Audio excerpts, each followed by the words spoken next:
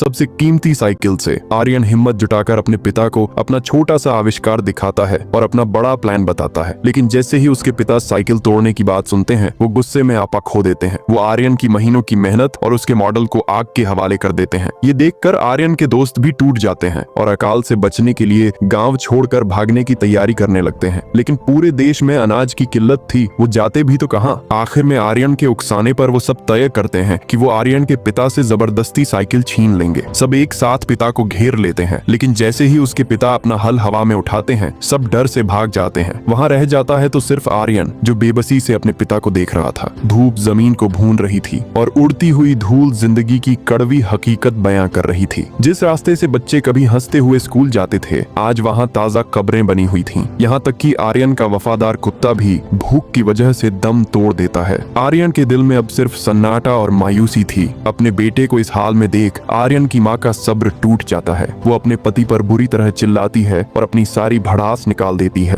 उसकी बातों ने उस अड़ियल इंसान के अंदर सोए हुए पिता को जगा दिया। उसे एहसास हुआ कि आसमान से खुशियां नहीं बरसेंगी, अपनी तकदीर खुद ही बदलनी होगी। पिता साइकिल चलाकर आर्यन के पास पहुंचते हैं। वो अपनी नादानी और जिद के लिए उससे माफी मांगते हैं, लेकिन आर्यन कहता है कि उसने कभी उन्हें गलत नहीं समझा, क्योंकि उनकी मेहनत की वजह से ही वो स्कूल देख पाया था। दोनों की आंखों में आंसू थे और बरसों की दूरियां मिट चुकी थीं। पिता और बेटा मिलकर उस साइकिल के एक एक पुर्जे को अलग करने लगते हैं। अब पूरा गांव एक साथ आ चुका था। आर्यन काम में जुट गया। पिता ने पवन चक्की का ढांचा बनाने के लिए लकड़ी काटी और देखते ही देखते गांव वालों की मदद से एक विशाल टावर खड़ा हो गया। सबने मिलकर उस भारी ढांचे को रस्सी से ऊपर खींचा। गहरी बोरिंग में पाइप डाला गया और ऊपर वो पवन चक्की फिट कर दी गई। आर्यन ने कांपते हाथों से बिजली के तारों को जोड़ा और पंखों को बांधने वाली रस्सी खोल दी। जैसे ही हवा के झोंके ने उन पंखों को छुआ, वो तेजी से घूमने लगे। वो महज पंखे नहीं थे, वो पूरे गांव की उम्मीदें थीं जो हवा में लहरा रही थीं।